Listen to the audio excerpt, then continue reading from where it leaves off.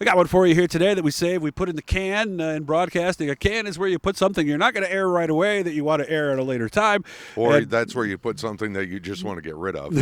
Hopefully this one is in the first category and not the second one. Paul Szmal and I, of course, worked together on a lot of different projects, not just at racetracks, but Rush Hour on Dirt and all kinds of things. Oh, yeah. We first met, I believe it was 1994, working at Brewerton. Worked at Can-Am for a long time. Thunder Alley, it was called at the time.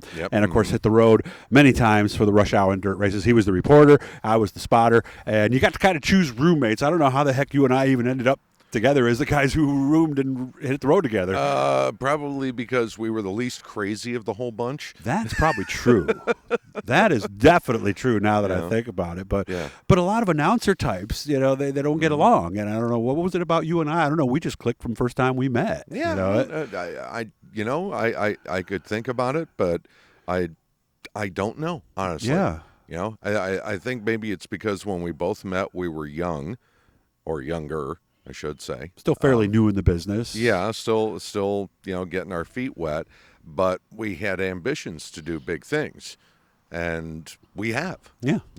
Both at the racetracks and outside of the racetracks. With your career as a producer, and me always having was the radio background. Yeah, pretty having much, a dual career of doing racing and doing radio. So now I'm in charge of a group of radio stations here in Geneva. So it's been a pretty successful road, I guess. Yeah, and I always thought I was pretty good. I thought you had better pipes.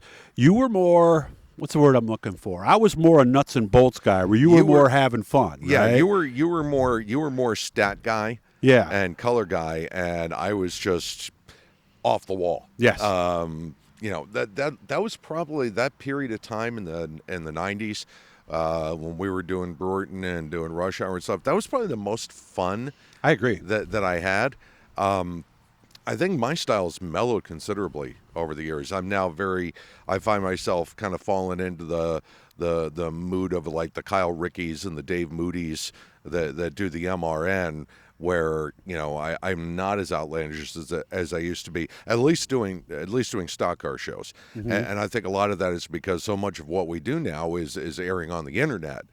So it's like doing television. It is. Yeah. It really is. Because you announce a race different for a crowd than you would for TV. Right. But, when I go do a monster truck show or a demolition derby where there's no cameras around, we don't have to worry about any of that stuff. That's when you can cut loose and you can get a little goofy and a little silly, and you can, you can play the crowd and get them involved in part of things. And, it's fun to be able to do that. So. I still remember when we worked together, the first time I worked for Glenn, New York State for a Demo Derby Championship. You were down on the stage, and I was the guy up in the booth with Glenn. Yep, and I was the one down there in a tuxedo on the stage at a demolition derby.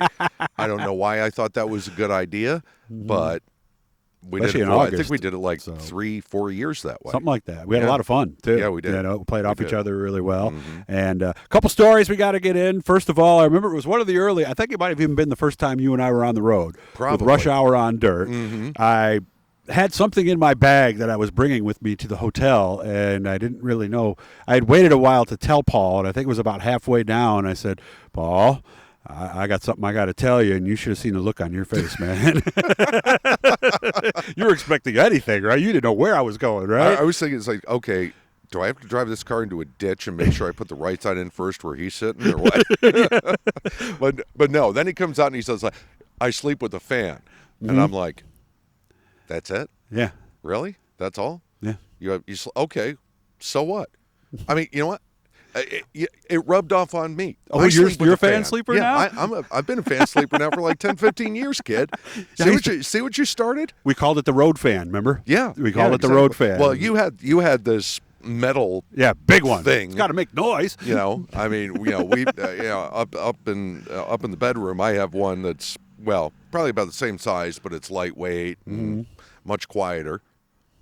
But the noise is what does it. I don't want the breeze. Right. I want the noise. Well, I want the breeze. I want the that's why we use the fans for different reasons. Yes, absolutely. So that became the official road fan. You had your biggest fan. I have my biggest fan. We're all good. That's right. We need fans, right? Everybody needs fans. Actually, probably the best story and the one that I've shared with a lot of people was the Maple Donuts. Yeah, Susquehanna Speedway for a Rush Hour on Dirt show. Yeah, we were there for a Rush Hour show.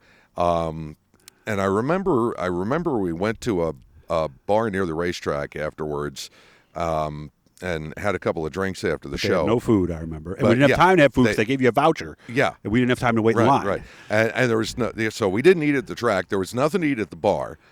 So the only thing that was open was, what was that, a donut shop? Because we went to the hotel. Yeah. And we kept thinking, we'll see someplace on the way. Right. Even a convenience store, a gas Right, station, right, something. yeah. But there was nothing. No. Nothing. Yeah. So we found this donut shop. So we bought like, what, a dozen I might donuts even because bought we were 2 dozen starving. or something. You know?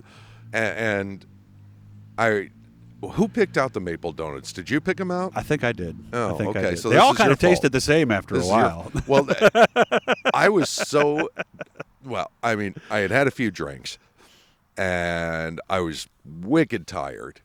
Wicked hungry. You know, because, you know, doing those shows, being down there, you know, in the belly of the beast in the pits Mm-hmm. while the events are going on, you know, you're dealing with whether it's hot, whether it's dirty, Right, dusty. right. You know, you're all geared up, so you're trying not to sweat on camera, but you're sweating anyway, and it's just mentally and physically it's draining. It is. to do that. So I'm like, at this point, my head's just like I'm on a different planet somewhere, and I'm just starving. And I remember I start eating, and I'm like, "What is this, kid?" And you're like, "It's a maple donut." I'm like, "Tastes like peanut butter." Yeah. I thought you had gotten peanut butter donuts. I got the best selection they had. But Well, it was that 2 in the morning, so you were it wasn't eating a lot. the ones with the pink frosting that I was scared to death of.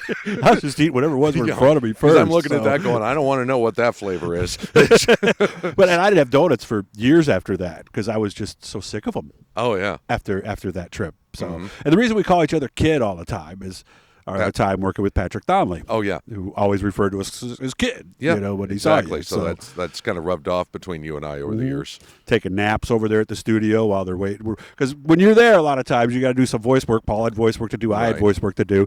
You had to wait for the stuff to be edited, and sometimes that took a while. Right. So they had those little just stools. You kind of push them together. Remember, almost like Almost like a hassocks sectional, you'd put your feet on. Or yeah, something, almost you like know? almost like a ground-based futon without the frame. But yeah, that was the napping couch. Yeah. You and I have probably put a few hundred hours in I don't think I ever actually Over- got to sleep. over the years. Oh, I But, never had a problem sleeping. But then again, I was doing have mornings my back fan. then, so I'd go to the studio, I'd cut together the weekend wars, Mm-hmm. and then Pat and the rest of the guys would be putting the finishing touches on the rest of the pieces. But you couldn't leave because they might need your voice again. Right, so I would just crash out for like 2.5, 3 hours, and then Pat would wake me up. He'd be like, "All right, we're ready. We got these 3, 4, packages. We got a voiceover, and then go in the little room with no windows, the phone booth that Yep. had the monitor and the microphone and the headset in And the it. foom on the wall so your voice didn't bounce around. Yep, And, yep, and remember how he would put it, too. I need your voice, kid. Remember he'd always say, I need your voice. Yep. You know, I always felt like, wow, can I leave that here and I'll go home and for a while or something? Yeah, but and we worked backwards.